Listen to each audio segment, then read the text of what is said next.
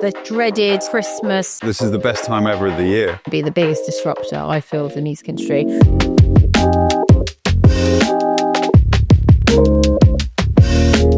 We're rolling. So we are, I can't remember what episode number this is. I should have actually looked it up. But this is our Christmas and a sort of look into 2025 special, isn't it? Yep. In this episode, we are going to talk to you about, you know, the dreaded sort of Christmas and Jan lull that a lot of artists and musicians sort of dread, because they think that if they're not releasing Christmas songs, then they should just back off and allow for the likes of, you know, Mariah Carey and the Pogues to sort of step in. No. And what are the key trends of 2025 that we think are going to happen? Adam, like, we talk about this a lot. What do you think about the whole Christmas release sort of cycle, and whether it's worth, as a person not actually maybe releasing anything Christmassy, to get into? Do you think stay out of it, let everyone else do the Christmas releases and release maybe in Feb, late Jan, or do you think get involved? I think this is the best time ever of the year. I think completely flip it on its head and look at it as an opportunity rather than something to avoid. Because one thing, when everyone goes this way, if you want to get noticed, go the other way. It's like, why follow the herd into one field when you can go into that field and be the one everyone's watching? And if you take, for example, Spotify and the way it conducts its playlists, those playlists are still running throughout Christmas. Yeah. And people still need to listen to new music. Yeah, not everyone's locked into a Christmas playlist at Christmas. Look, we all love a little bit of Christmas music, but then we get bored of it really quickly, don't we? We want to move on. Yeah. But if you look at like the playlists themselves, like they still need to be filled. So they do. if those artists are now waiting until Jan to put their music out, who's going to fill those lists? That is true. You've got a prime opportunity there. If it suddenly goes from 60,000 releases a day to 10,000, jump in while you can get the opportunity. You know, what a better time to get your song out. Do it right when people least expect it. It's probably like Christmas Day or Boxing Day. We've done a Christmas Day release. That was mad.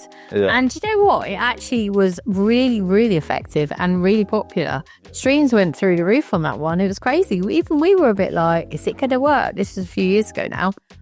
So yeah, since that happened, anything is possible. And also you've got to remember, it's a really good time because a lot of people are at home. Okay, they're chilling. They've taken a couple of weeks off to enjoy time with the family, but they have got more time on their hands. Yeah. They're scrolling more. They're on Instagram more. They're on TikTok more. They're sort of perusing a Spotify playlist and things like that. So you've actually got a nice captive audience of people that are just chilling and like, having parties at home, families around. What do you need the music on, right? Your mood playlists are coming out. Yeah.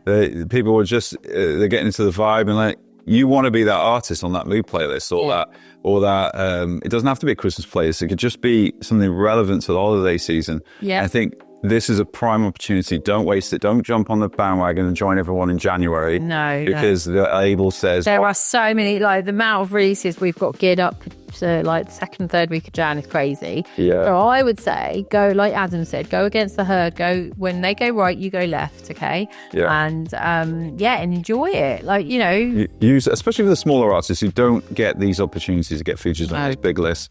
If you want to get the big list, now's the time. And also the algorithmic playlist, because once you've got a few of those editorial features, if you're lucky enough to get on them, or even the independent ones, then the algos are going to pick up steam once they recognize the traction. So again, that's important opportunity to not miss, and I think that's something we always overlook every Christmas. So if you got your release, feel free to get in touch with us, and we can sort of suggest a release plan. Definitely, yeah. We're kind of working through Christmas. I think we have a few days off, so there's always someone around within each of the departments. So please, like, reach out, get in touch. If you've been sitting on a track for the last few months and you're like, I don't know, it's like, come on, let's get that track out. Let's sort of tick that box for the year. And it doesn't have to be a Christmas track. Although if you do have a Christmas-based track, even better. Look, we've got a friend, haven't we? Yeah, I think the track's called Cold December. It's about to hit number one.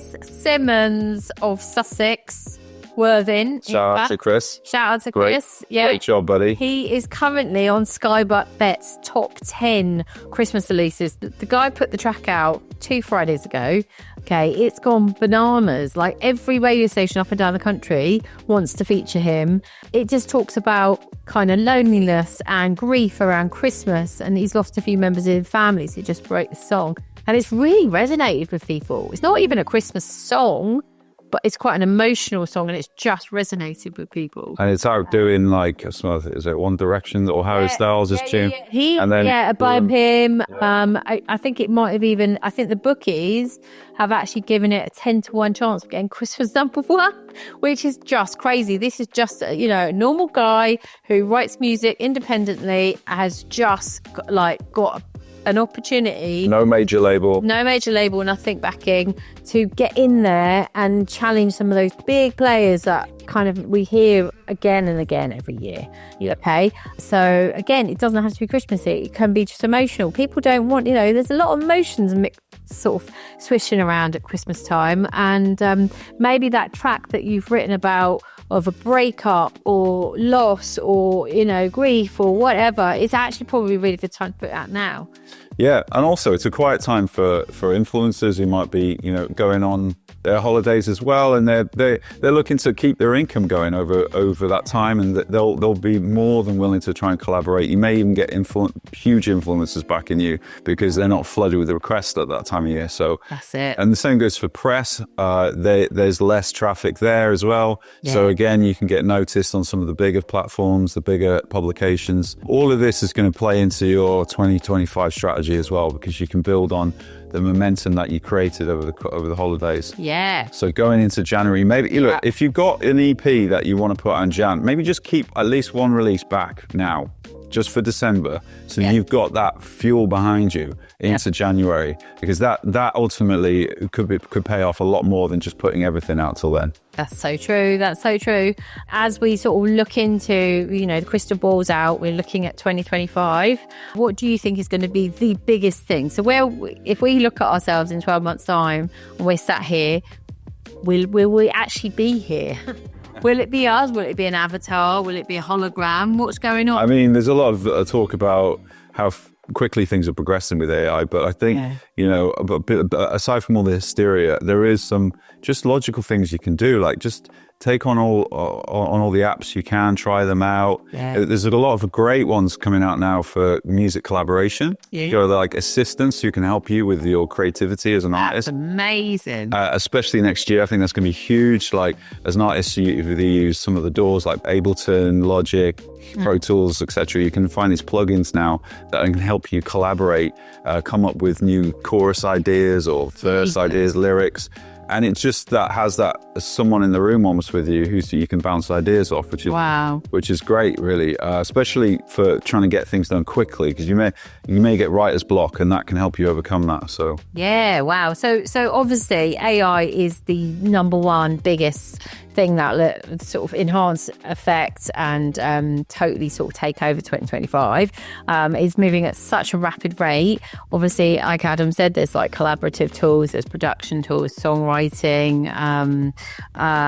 probably even mastering, mixing, releasing, photography, camera, everything, branding. I think what it is I think, and what we'll do is we'll put up our maybe top 10 tools that we think are going to be the best ones, because that would be probably a bit easier, because there's so many. That's the problem. I think there's too many. Yeah, so you can almost be a bit overwhelmed. But I think, you start to see certain ones trending, but a lot of them are built on things like Midjourney and ChatGPT and Perplexity and those kind of apps. So a lot of them are just built on those. Actually, to be honest, we have actually replaced ourselves on one of our episodes, haven't we, with our two fantastic podcasters? Yeah. So check it out. So, basically, it's an AI pod, I think it's called. Right. It's an AI generated podcast. So two people talking about liberty based on what the AIs have understood about our website and our products and services. And they've come up with an amazing little podcast to talk about us. So feel free to tune in on that. That's on the YouTube channel. But you could easily use that technology as well for your own brand and for your own music. Yeah. Let the AIs have a look at what you're up to. Yeah. Come And up with also, something. a friend of mine, she constantly uses ChatGPT to write out her next 20 posts on Instagram. She hates it. She hates Instagram, but she knows she's got a release. And she will literally tell ChatGPT who she is, what she's doing. He or she or they recognize her, and they literally write down all of the text that's needed for each one. They even suggest the types of photos, what scenarios and themes you should be posting. So use ChatGPT to schedule your next, all your posts for 2025. You can even use ChatGPT to talk you through TikTok styles, what you should be saying in your TikTok videos, like give you a script. Based on what you're trying to do. So you lean into that, and there'll probably be an AI app that actually releases it for you, picks photos out of your phone library. It's crazy. Some people have complained, obviously, with ChatGPT that it sounds a little bit AI. So what you can do is use other apps like Undetectable, which can humanize what you've produced on ChatGPT, which is interesting. So and by the way, this is probably not something you want to sell students at schools, but they can kind of conceal their essays and stuff and assignments. Yeah. Oh, I'd love to. But, we'll leave that for another topic. But this stuff is out there, and you can humanize it, make it more interesting. That, but also with ChatGPT, you can say, I want it to sound 10% like, it could be like Cardi B. You might be inspired by Cardi B. 10% like Cardi B, 20% like Lady Gaga speaks, and it will basically pull together their style and mimic it. And 80% of you. Because I don't want us anymore. Other trends, so obviously AI is going to be massive. We all know that. What other trends? So I think I've been reading a lot that were sort of, live instruments. The authenticity around that is going to be quite big. Definitely the rise of, the importance of community is getting stronger and stronger. We're seeing that all over the place, whether it's online, in the real world.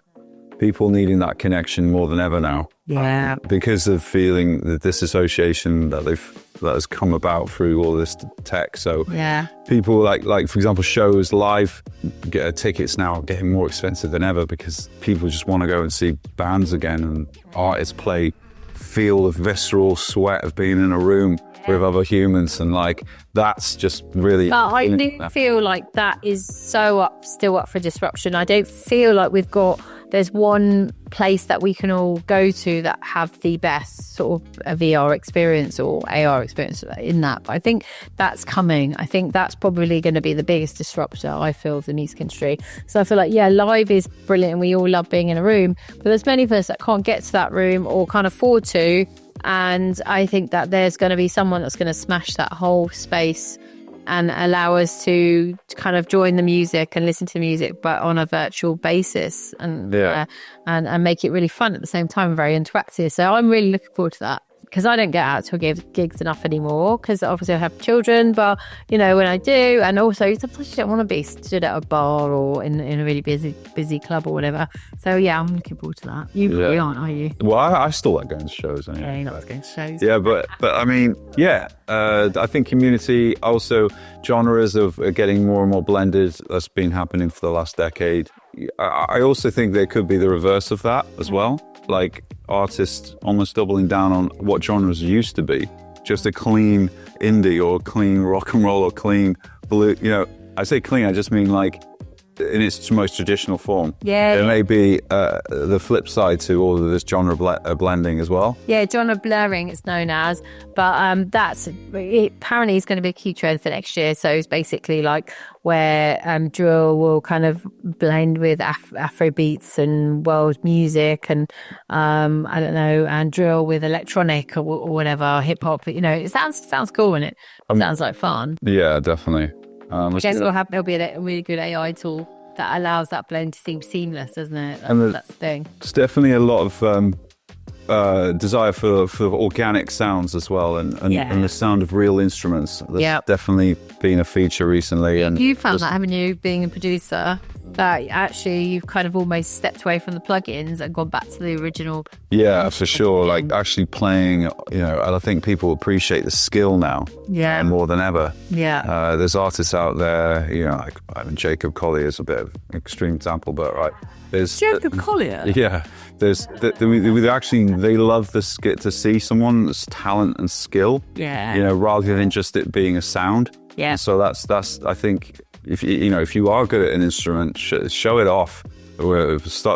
Start with your own channel, but also live as well. If you learn to play a flute at school, do you know what? Actually pulling that flute and bringing it into your current sound actually would probably be really appreciated over you playing like guitar or whatever. And like showcasing all your talents, like violin players, whatever. Yeah, you know? Putting your time into it and dedicating to it. Humans appreciate that. Definitely. Yeah, so I think there is. I think within art, I think we're seeing that more and more, aren't we? The original art made by humans going to be really appreciated over AI generated art and music and things like that. So there's going to be a massive sort of like divide of kind of styles and you know, human versus AI. It's so weird. Like, it is so bizarre that this is happening. And I was also reading mental health and well-being is going to make a real play into our music as well. And we're going to do more kind of mental health, well-being type music for people to listen to on Spotify. So there's going to be like more well-being playlists to really enhance people. Yeah. Support people and, you know, if you're going through a bad time. And then the last thing that I read about, which sounded quite interesting, was, and then that kind of neatly kind of moves on to our sort of newsy bits, is people making music for TikTok.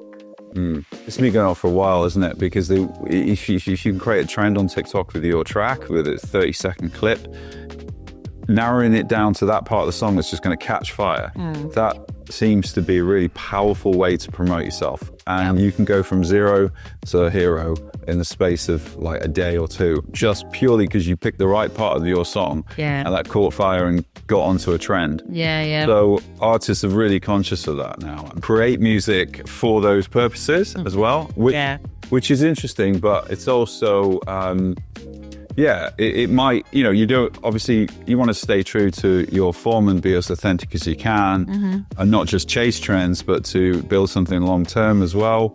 I think there's just a different world we're in now for artists and creativity. Cool. Well, that brings us neatly to the end of this episode. I guess as two co-founders of Liberty Music PR, we want to thank everyone for listening over the last 12 months. Can't believe we're actually at the end of the year. I feel like we only just did this a few months ago, but it was actually a year ago where we had a look back over 2024. We've really enjoyed hosting this podcast, haven't we, this year? And we hope that you've enjoyed all the topics that we pulled together. And we're really keen to hear back from you. We want your feedback. Please comment and like and share. If there's anyone that you want us to talk to in 2025, because we're going to open up this podcast actually and sit and have discussions with other people, invite them into the studio and kind of make it a bit more of a collaborative experience next year. Who knows, might have like robots and AI coming in and chatting with us too. Would be even weirder. Really thank all of the support, all the likes, all the comments, all the love, and we've really enjoyed bringing this to you. So we look forward to seeing you in 2025. So thank you so much. Thank you so much, everyone. Click the link below if you'd like to speak to any of our A&Rs. We'll be more than happy to talk about your releases, but you are the ones that make this show the reason why we do it. So yeah, keep following, and we'll be back in the new year.